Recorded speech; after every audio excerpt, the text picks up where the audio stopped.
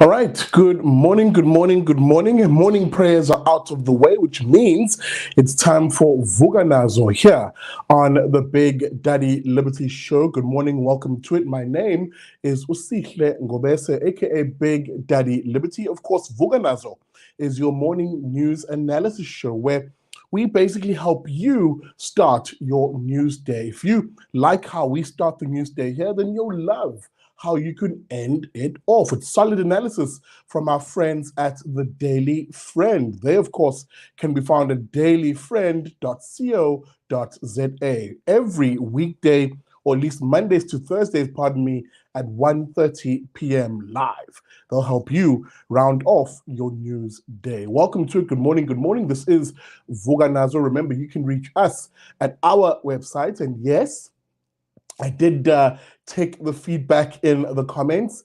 I will no longer say www at every interval, but rather you can find us, as I said, on our website at bigdaddyliberty.com. There, of course, you can also pledge some support. It's super easy. Scroll to the bottom of the page, I believe, and you'll find a payment method that suits you. 100 Rand a month, guys, helps us build the show as we fly. With that being said, good morning, welcome to it. All of our social media information is in the descriptor of the video.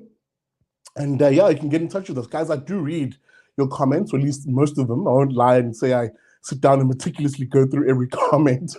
But with that being said, I do go through a lot of your comments, and the feedback is most welcome when it comes to the show. I can see you guys streaming into the chat session. Lindsay, Charmaine, Garth, Lindy, Garsha, or Garza, Pereira, I see you guys all. How about we end the jibber jabber and get straight into the news?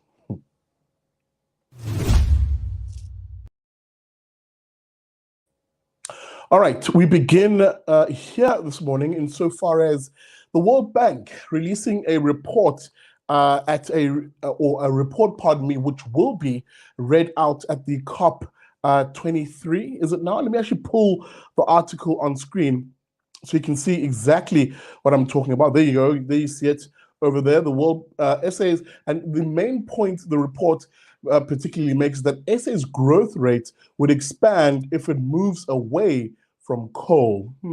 Let's see what the rationale for this particular piece will be. Let me just quickly read some sections here. It says, according to the World Bank, of course, SA's growth rate is set to expand if it switches from coal to renewables. As I mentioned, this is within a coal.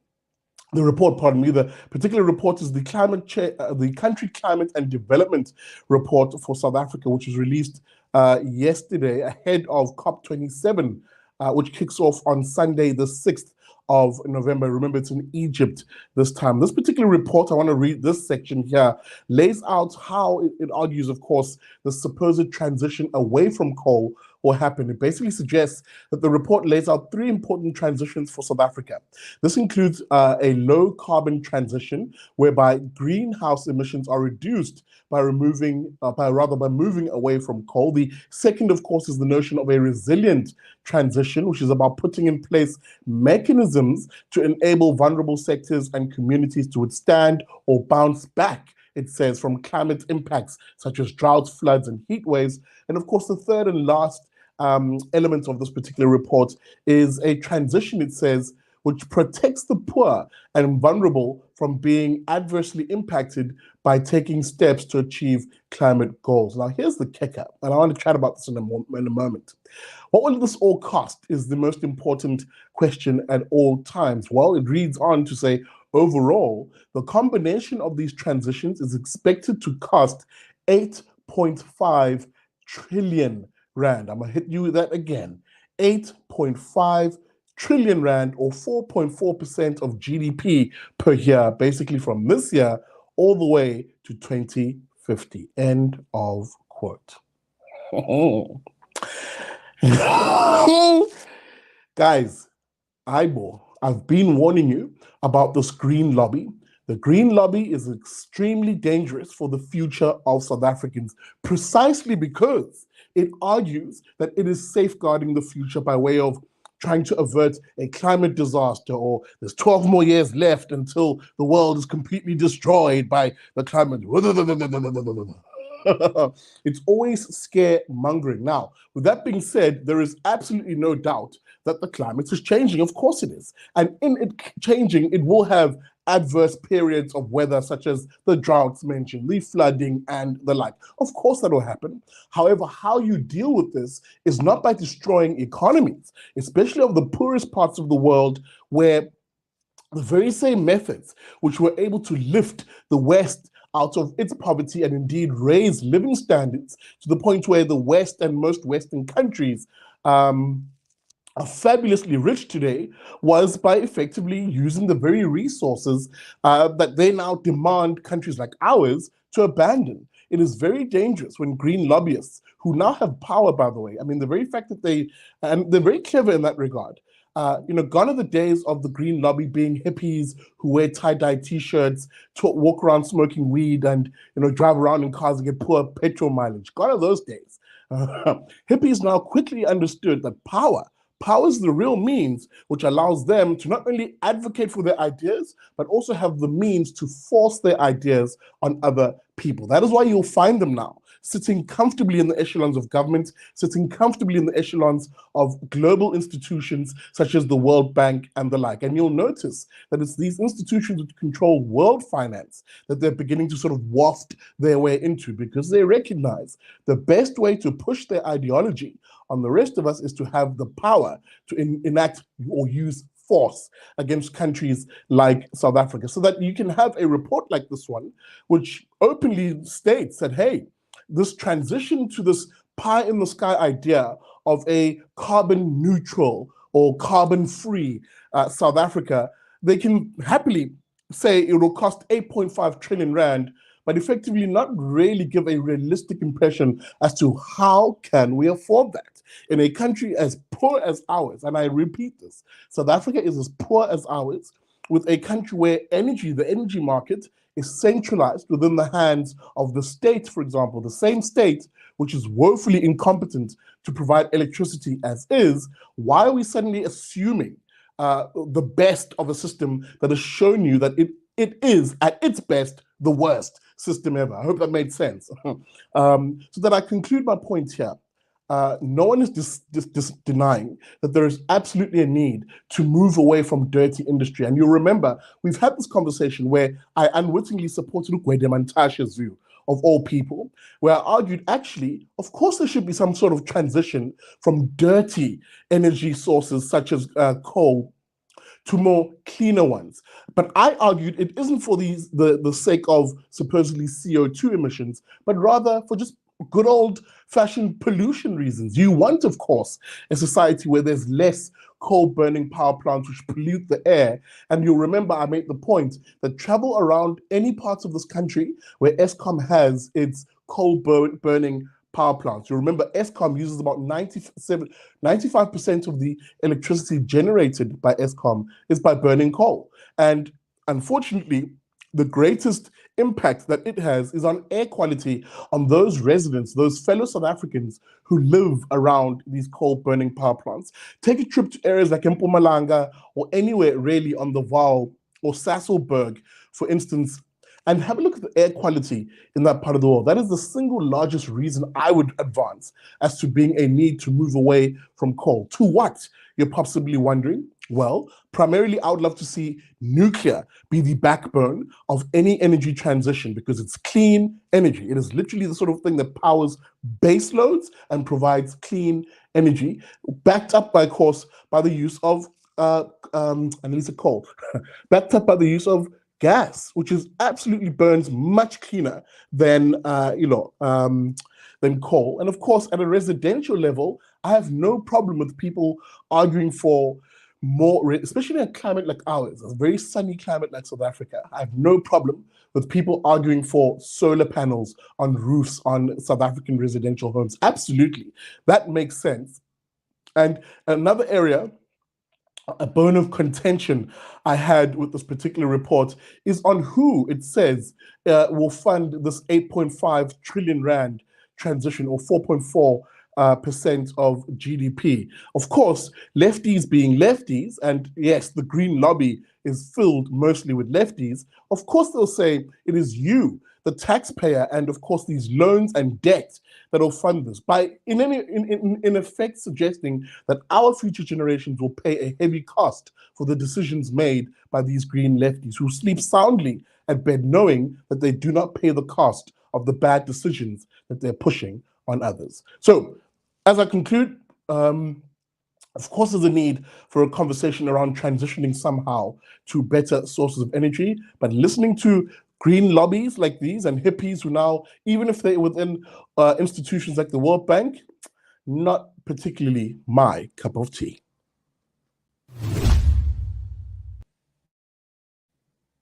All right, folks, I move us on to a second story.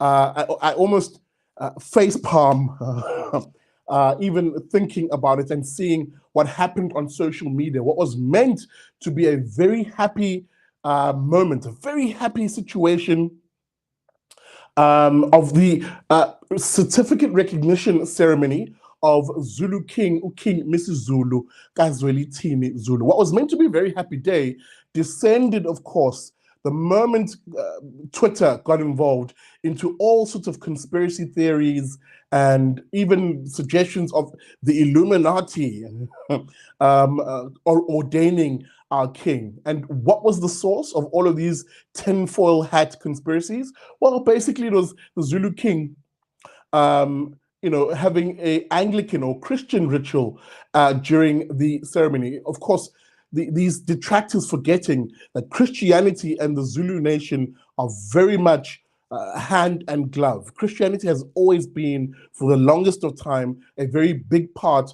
of the Christian world. Indeed, beyond that, in the Zulu world, and within the Zulu nation, there is a tolerance and always has been a tolerance for all faiths. That's why you can find a Zulu Jew like me. That's why you'll find, if you travel around KZN, a growing Muslim population among Zulus. There's always been a tolerance, if you will, for various faiths, to which Christianity is one of the largest ones. But no, not according to woke, as I like to call it, blavity black Twitter, the blacker than thou types, who then suggested that the Zulu King undergoing this ritual, an Anglican ritual, was somehow a sign of world control over the Zulu nation. We're losing our nation, they shouted.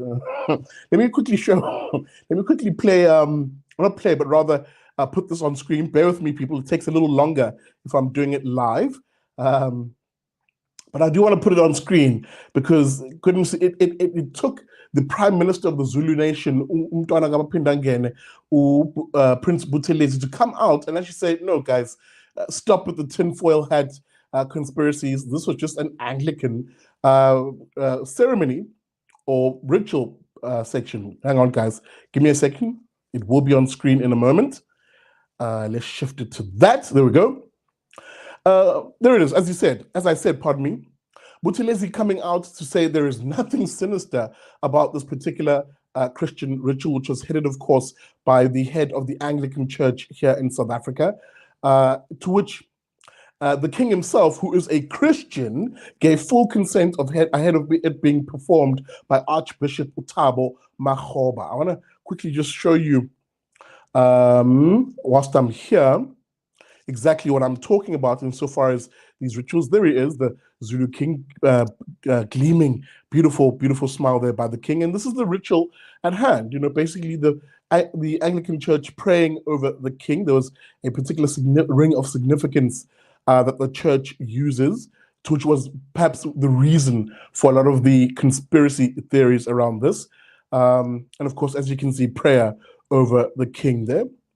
This, of course, was the reason for all of these conspiracy theories. I want to read the response here. One of the biggest institutions that came out in criticizing this event was called the Indonsa Yesizwe think tank, which is devoted to preserving Zulu history. It said in a statement, the think tank, of course, said it was doubtful that those rituals belong to the Anglican Church, and that makes them worry. It also called on the Anglican Church to explain the rituals as it had made the Zulu nation, as if they can speak on behalf of us, but anyway, made the Zulu nation look naive and ignorant in the eyes of the world. In some scenarios, other conspiracy theories claimed, as I mentioned, that the king was being recruited by the Illuminati, they said, citing that particular ring.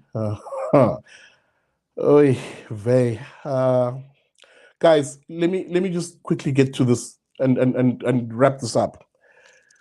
It's nonsense. And really, we really should disavow ourselves from conspiracy theories who, as I'd mentioned on social media, anything good, anything wholesome, anything that elicits joy, there are just some people within society who cannot stand that. They cannot stand joy, they cannot stand unfettered happiness, they cannot stand seeing something good happen. Why? Because they live in a world where they assume the worst of everybody else and always assume Murphy's Law, insofar as the poor definition of Murphy's Law, that anything bad can happen, when in real terms, Murphy's Law actually says anything that can happen, but this is the sort of people we're dealing with. Sour, unhappy people who basically, after such a painful transition period of losing our former monarch, or King Zwelithini, to now the ascending to the throne of our beautiful new monarch, or King Misuzulu, cannot accept the fact that the process has largely, outside of a few niggles here and there, been a smooth and happy one. Some people will just always be unhappy.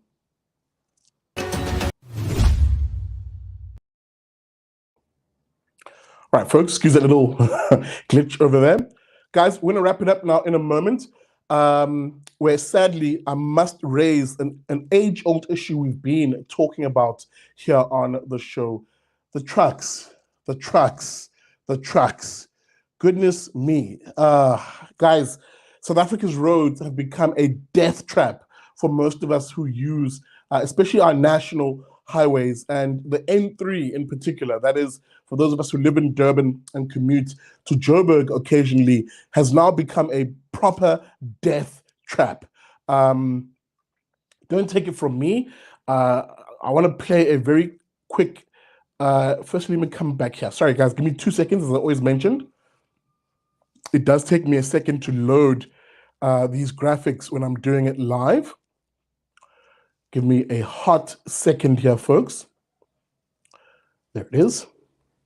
Of course, Time Live carrying this particular story of that horror crash on the N3, where a truck slammed into vehicles on, I think it was the Marion Hill section of the N3, just outside of Durban. 3 people, unfortunately, have lost their lives in what became a 9-vehicle collision on the N3 highway. Now, the spokesperson for the Road Traffic Inspectorate, A1 Zinhle Mngomezulu, said the cause of the crash on the eastbound lane, that is towards Durban, was allegedly due to the brake failure of the truck. Now, images of this particular incident did surface. I will play one dash cam clip. It is not graphic, people, don't worry. But it does show just how scary that scene must have been, you know, watching a truck hurtle towards you, careen into various cars. And sadly, as I said, lives were lost. Let me quickly please load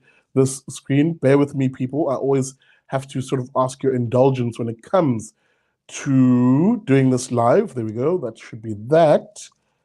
Let's do this. Have a look, of course, as I said, to some of these harrowing images of what it really was. The image is courtesy of another truck, irony. And you know, trucks these days have all of these cameras on them. Just have a look at which image? Maybe these 2 bottom ones in particular, because they're side views that show you the truck hurtling into the traffic. And there it is. Wow. Sure.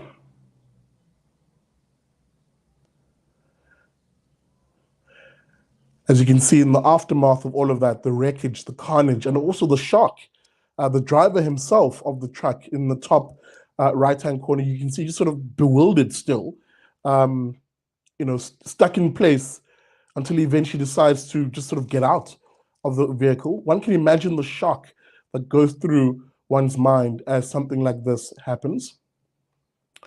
Guys, I've said this before and I'll conclude here. We've got to get these trucks off the road. It is a policy issue and it is a failure of the ANC government, which has effectively destroyed the rail infrastructure in this country, made it a dwarf of what it was when a lot of our rail in this country was constructed. This is a failure of policy and effectively an ANC government which would much rather prop up a corrupt network of trucking industry and an artificial one. And again, let me just correct myself here. I'm not blaming truck owners. The blame isn't truck owners. And insofar as the overwhelming majority of truck drivers, most of them are law-abiding, most of them. But you have a situation where because the industry is artificially propped up, there simply is too many trucks on the road. I'm going to say that again. There are too many trucks on the road. And that is a failure of policy, and maybe even an intentional failure of policy, because there are political elites who suddenly became truck owners overnight, who have become fabulously rich. Why? Because government policy and the policies, of ANC politicians has inflated and created this artificial economy or artificial monopoly, if you will, of trucking being the main source of freight, of moving of stuff in this country. We've got to break this particular monopoly, end this bad policy, and effectively bring in the private sector to run our rail system and get most of this tonnage onto rail and away from us as driving consumers.